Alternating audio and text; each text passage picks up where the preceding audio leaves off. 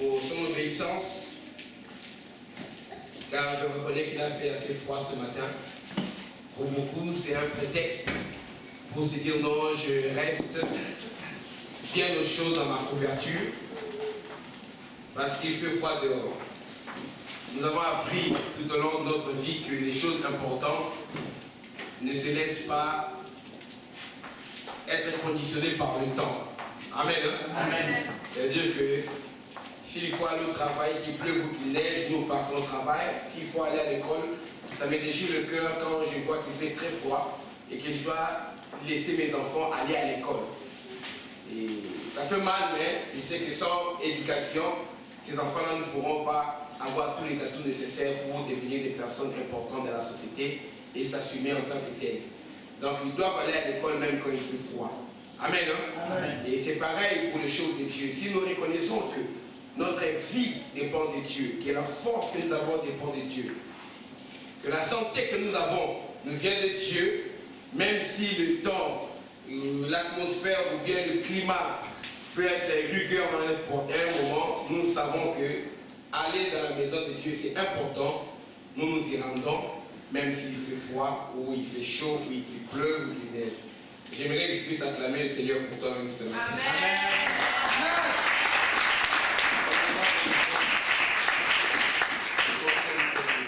Voilà.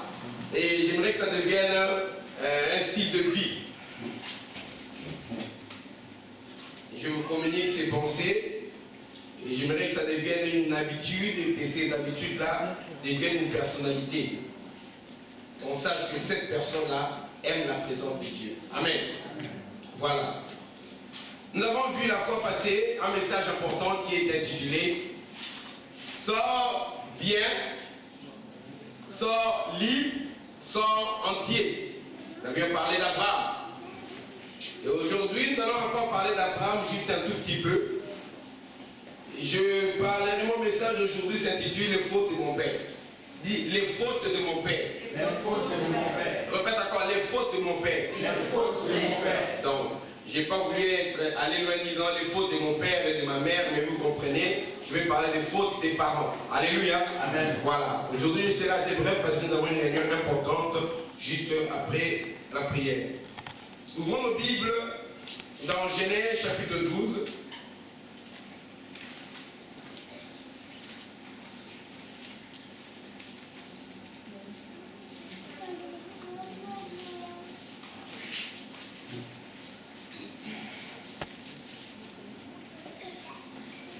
Nous lirons le verset 10 au verset 20. Ensuite, nous lirons Genèse chapitre 26.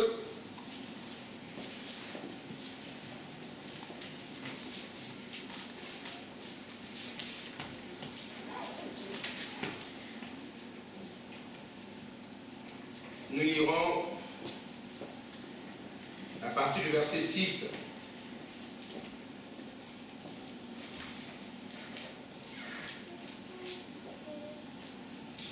Jusqu'au verset 11.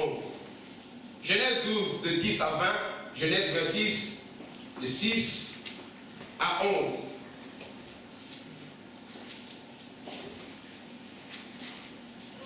Je vais lire dans ma version.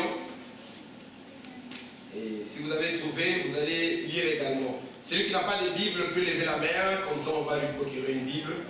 Qui n'a pas de Bible? Ok. Apportez une Bible à ma soeur Patricia.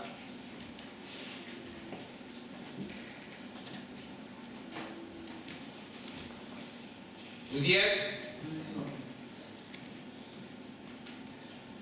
Les fautes de mon père ou bien les fautes de mes parents. L'âme déclare, il y eut une famille dans le pays. Le dimanche passé, je vous ai parlé de l'appel d'Abraham. Comment il devait sortir. Et quelles sont les erreurs qu'Abraham a pu commettre en sortant. Il est sorti, mais il n'est pas sorti bien. Il est sorti, mais il n'est pas sorti libre. Amen. Amen. Alléluia. Amen. Il n'est pas sorti entier parce que on dirait que son cœur et sa pensée étaient encore restés là-bas à Ur, en Chaldée. Alléluia. Amen. Quand Dieu t'appelle, sors. Quand il dit sors de la vie de la drogue, sors. Tu peux sortir de cette vie et tu continues à marcher avec les gens qui sont dans cette même vie. Le problème, c'est que ces gens-là vont devenir un piège pour toi.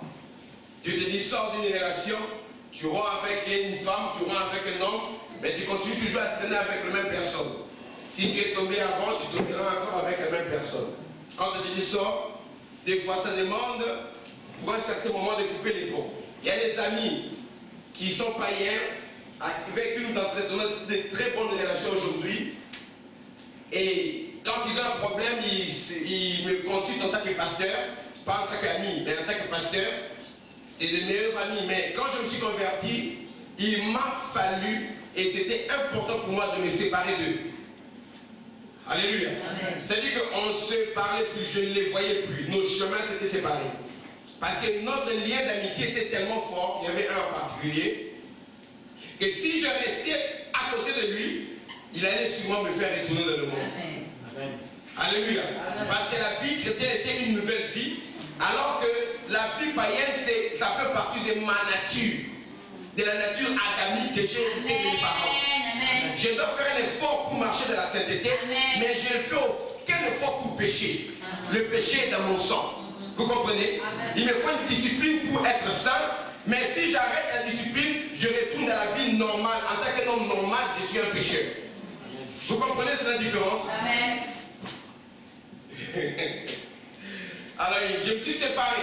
Et on s'est retrouvés des années après. Maintenant, j'étais fort. Il ne peut plus m'influencer. Et au contraire, chaque fois qu'on se voit, c'est lui qui a un risque d'être influencé. Ce qui fait que ça a gagné le respect. Chaque fois qu'ils ont un problème, ils ont besoin d'un pasteur, ils me téléphonent. Ils sont nombreux, surtout mes amis avec qui j'ai étudié. Et c'est ça. Quand tu t'appelles, des fois il faut sortir même de ton milieu. Si tu veux aller de l'avant, si tu ne veux pas progresser, reste dans le même milieu. Tu ne peux pas gagner quelqu'un, sortir quelqu'un du trou, tant que toi-même tu es dans le même trou. Des fois, ça demande à ce que tu sortes d'abord du trou. Comment ça, tu verras comment jeter un fil ou bien un morceau de bois ou bien d'échelle à la personne qui est dans le trou pour l'en sortir. Mais si vous restez tous dans le même panier, vous sera difficile d'émerger. Des fois, il faut sortir, tu te sépares. C'est là qu'après que tu peux revenir pour être une bénédiction quand le Seigneur t'aura fortifié. Amen. Amen, hein? Amen. Voilà. Et maintenant, dans cette nouvelle marche avec Dieu, Abraham a commis des erreurs. Non, je vous ai parlé dimanche passé, mais je vais vous enseigner encore quelque chose qu'Abraham a commis qui n'était pas bien. Et ça s'est répercuté dans nos vies, c'est une loi spirituelle. Que beaucoup de gens ne prennent pas attention à cela. Être dans la vie chrétienne sans te connaître, c'est ignorer les dangers qui peuvent te faire tomber ou qui peuvent t'empêcher de progresser spirituellement.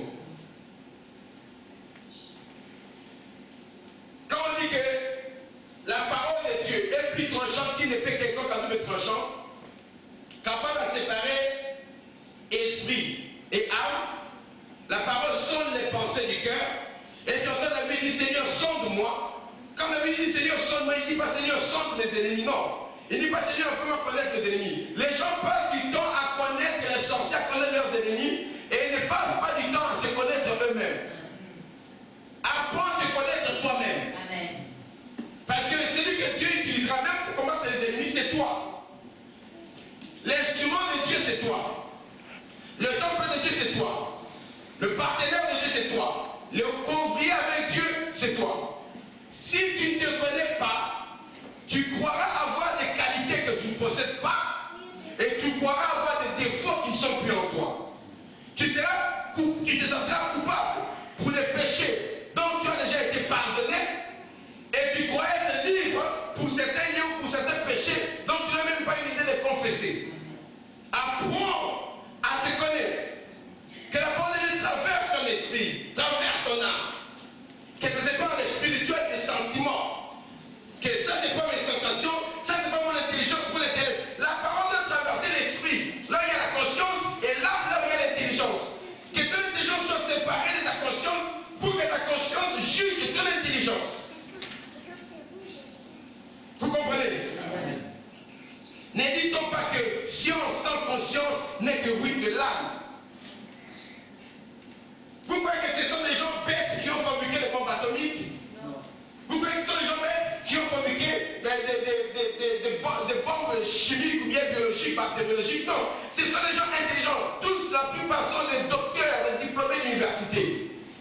fabrique des armes qui détruisent les vies humaines.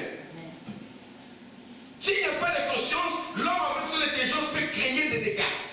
Là, dans les derniers temps, les gens seront retenus. Les gens seront ingénieux du mal. Vous comprenez? Ingénieux du mal.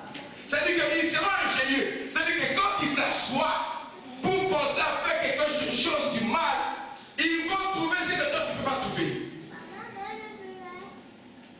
J'avais un défaut dans ma vie, mais qui était une qualité pour le diable. Quand je te regardais, quand tu me cherchais un problème, quand je te regardais, je savais exactement ce qu'il faut te dire pour te faire mal. Pour blesser ton cœur ou bien pour t'humilier. Amen. Amen. Alléluia. Amen. Alléluia. Amen. C'était difficile, tu viens discuter avec moi, tu gagnes une discussion, tu parles, ça ne se faisait pas.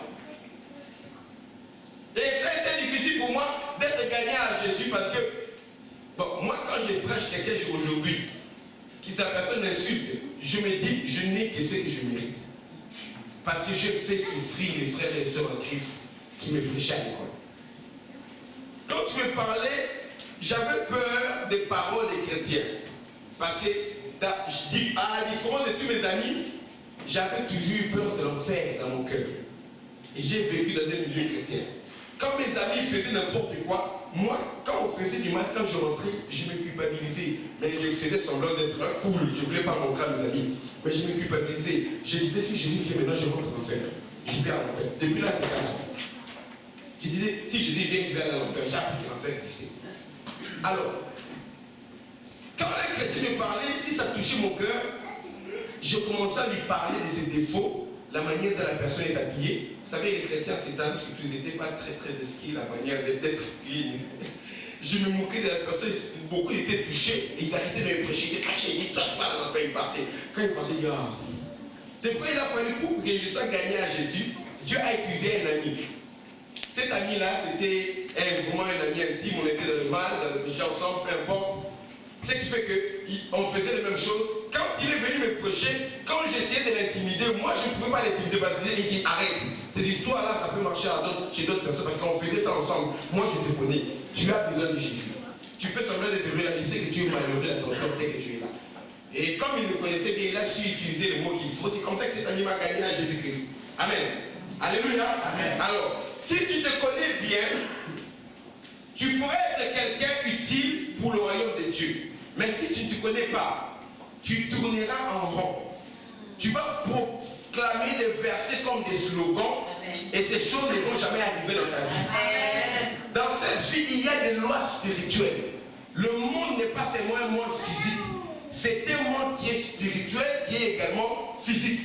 La Bible déclare dans Hébreu, chapitre 1er, Hébreu chapitre 11, verset 2. C'est par la foi que nous reconnaissons que l'univers a été créé par la parole de Dieu. De sorte que ce qui est visible a été créé par quelque chose qui est invisible. Amen. Amen. Le visible que vous voyez là a été créé par ce qui n'est pas visible. Le visible a été créé par l'invisible. Donc la vie physique obéit aux règles et aux lois du monde spirituel. Amen. La vie physique que vous voyez là. Et dans la vie chrétienne, c'est pareil. Il y a des lois spirituelles qui continuent à nous suivre. Même quand tu es chrétien, ce sont des lois spirituelles. Parce que même quand tu es chrétien, il y a des lois physiques qui continuent à te suivre, n'est-ce pas? Amen. Amen. Amen. Alléluia. Amen. Il y a des gens qui ont des problèmes des yeux, ils portent des lunettes depuis qu'ils sont enfants. Quand ils sont devenus chrétiens, est-ce qu'ils ont arrêté de porter des lunettes? Non. Ils ont un problème physique. Vous comprenez ça? Il y a des gens qui marchent d'une certaine manière. Quand ils sont convertis, est-ce qu'ils ont changé leur démarche? Non. Moi, je ne marche plus de la même manière que je marchais avant parce que j'ai dû travailler pour changer ma démarche. Amen. Alors maintenant, même quand je suis trop pressé ou bien quand je suis fatigué, je m'occupe plus de ça, ça revient. Mais avant, j'ai dû travailler devant une miroir. Mais ça veut dire que j'ai été converti, mais ce n'est pas ça qui va changer ma démarche. Moi-même, je devais faire un effort. Amen. De la même manière qu'il y a certaines choses physiques, ça n'a rien à voir avec ton salut. Tu es sauvé, mais c'était leur physique continue. Amen. Bien, moi j'ai une taille économique. Quand je me suis converti, est-ce que je suis devenu un géant comme, le roi Saul? Non. On disait qu'il était géant plus qu'il était enfant. Est-ce que je suis devenu géant? Non. Non, j'ai gardé ma taille économique. C'est une loi physique. Alléluia. Amen. Amen. Amen. Alléluia, également de loi spirituelle. Il y a la loi de la continuité spirituelle. Je voulais enseigner. C'est dit ceci. Dieu dit, je bénirai ceux qui me serviront, ceux qui connaissent mon nom jusqu'à la millième génération. J'ai fait une miséricorde. Mais ceux qui ne me serviront pas, ceux qui vont enfreindre mes lois, je les maudirai jusqu'à la 3e ou jusqu'à la 4e génération. Amen. Amen. Et souvent quand Dieu parlait de la malédiction, Dieu enlevait simplement la protection spirituelle qu'il accordait aux êtres humains. Quand Dieu enlève la protection spirituelle, qu'est-ce qu'il fait? C'est le diable qui vient maintenant pour attaquer. Amen. Amen. Donc, et dans les temps anciens, quand on parlait que l'esprit mauvais de l'éternel, ça ne veut pas dire que l'esprit mauvais, Dieu n'a pas d'esprit mauvais. Amen. Hein? Ça veut dire que Dieu a enlevé sa protection, ça a permis à un démon, amen, d'avoir accès et Dieu a autorisé cela. Vous savez que pour aller attaquer la vie de Job, Satan a reçu l'autorisation venant de Dieu. Amen. Tant qu'il y avait la protection de Dieu, il ne pouvait pas. Et il est venu demander, Dieu a dit, je vais te prouver que Job me sert. Dieu a enlevé sa protection, il a dit à Satan, vas-y. C'est dans la Bible, je ne vote rien. Amen. Amen. Et on dit que Saül, il n'avait plus d'onction, il était tourmenté par un mauvais esprit de l'éternel. C'est-à-dire que, comme il n'avait plus d'onction sur lui, la protection de Dieu était partie. Les démons venaient maintenant le tourmenter et Dieu avait permis cela. Maintenant, David venait chanter, comme David lui a fait l'onction, quand David venait jouer la harpe, l'onction accompagnait sa musique et les démons là quittaient la vie de Saül. C'est la Bible. Et dans la loi de la continuité spirituelle, quelqu'un qui enfreint le nom de Dieu, qui est sous la malédiction, quand tu mets au monde des enfants, les démons qui sont dans ta vie vont continuer de descendre pour être dans la vie de tes enfants. Amen.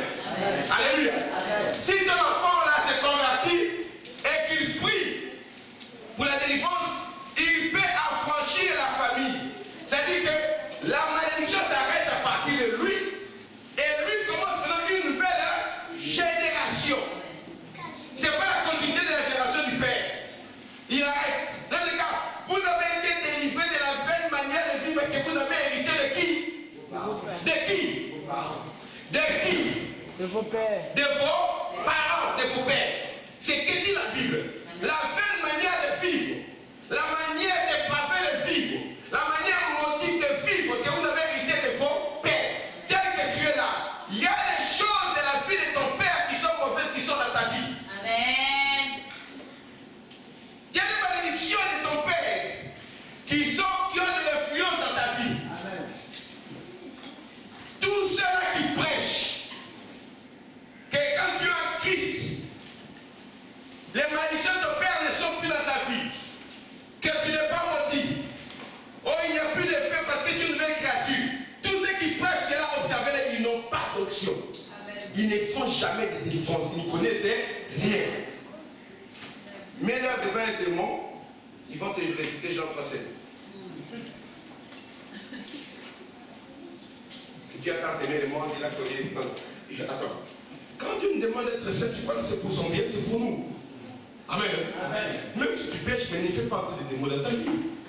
Alléluia. Amen. Alléluia. Amen. Même si tu ne connais pas encore la vérité, il ne faut pas l'apporter. Ne fais pas dans l'occultisme.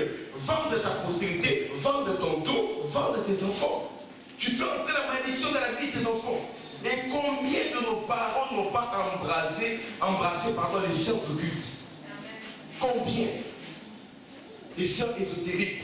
On leur a dit c'est pour augmenter la connaissance, pour le contrôle de l'univers, pour avoir du succès dans le travail, du succès dans la vie. Et beaucoup sont en train dedans. Ils ont hypothéqué nos vies, notre avenir, notre futur, sans le savoir. Mais le diable lui savait. Assez. Augmentez mon micro. Ils ont hypothéqué nos vies. Maintenant, les gens viennent à Christ, ils connaissent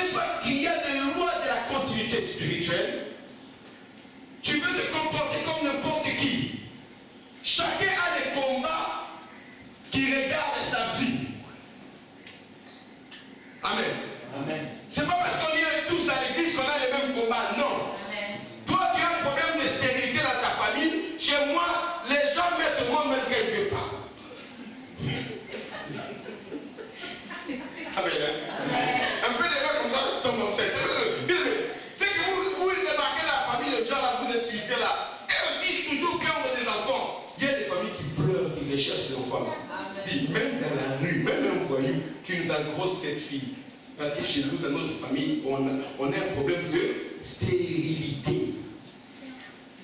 Chez les autres, c'est la stérilité. Chez les autres, c'est le problème de magnétisme, de voyeurisme. Quelqu'un sera bien, même au moment où il va commencer à aller fumer tous les joints, il devient voyou. Un garçon intelligent. Amen. Amen. Comment tu remarques qu'il est intelligent? Quand il te parle du joint, tu sens l'odeur de ce joint, tu vois la mixture, même la composition chimique de ce joint. Tu comprends qu'on l'a laissé macérer, reposer dans une température environ du 19 degrés en moyenne. Et ça se voit que l'humidité n'est pas fréquente là où on a fait la culture. Ça, c'est du joint pur. Amen. Toutes ces sciences, c'est bon vocabulaire pour les gens.